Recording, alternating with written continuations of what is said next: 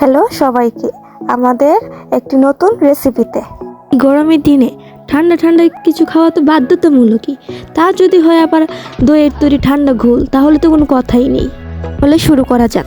আমরা প্রথমে দইয়ের পাতিল থেকে কিছু পরিমাণ দই নিয়ে মিক্সিতে দেবো। যেহেতু আমরা 3 জন মানুষের জন্য বানাবো, সেই তো আমরা একটু কম পরিমাণে নিয়েছি।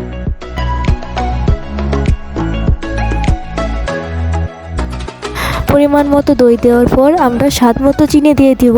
যেহেতু আমাদের পরিবারের সবাই একটু মিষ্টি পছন্দ করে, তাই আমি চিনিটা একটু বেশি পরিমাণে দিয়েছি। আপনারা আপনাদের স্বাদ মতো দিবেন। ওই দিন আমাদের বাসায় বরফ রেডি করা ছিল না। আমি ফ্রিজে বোতলে করে পানি রেখে দিয়েছিলাম ঠান্ডা হওয়ার জন্য। ওই পানিটা মিক্সিতে ঢেলে দিয়েছি যাতে আমাদের ঘোলটা একটু ঠান্ডা লাগে এবং আমাদের খেতে ভালো লাগে। মিক্সির ঢাকনাটা ভালো করে লাগিয়ে আমরা মিক্সিটা চালু করে দিব। প্রতিবার আমরা 10 সেকেন্ড করে মিক্সিটা অন করব এবং 10 সেকেন্ড পরে মিক্সিটা অফ করে দিব। আমাদের ঘোল একদম পারফেক্টলি রেডি।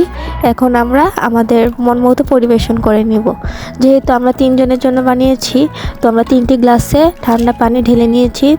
পানি দেওয়ার পর আমাদের তৈরিকৃত ঘোলটা আমরা গ্লাসে দিয়ে দিব।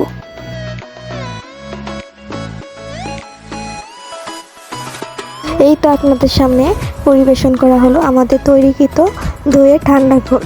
এই গরমের দিনে ঠান্ডা ঘোল খেলে শরীরে আত্মতৃপ্তি এবং মনের শান্তি দুইটাই আসবে। তাহলে আর দেরি কিসের? এখনই তৈরি করে ফেলুন দইয়ের তৈরি ঠান্ডা ঠান্ডা ঘোল এবং খেয়ে নিজের মনকে এবং শরীরকে শান্তি প্রদান করেন এই গরমের দিনে। সকলকে অসংখ্য অসংখ্য ধন্যবাদ আমাদের এই ভিডিওটা এতক্ষণ ধরে দেখার জন্য, এবং সবাই ভালো থাকবেন।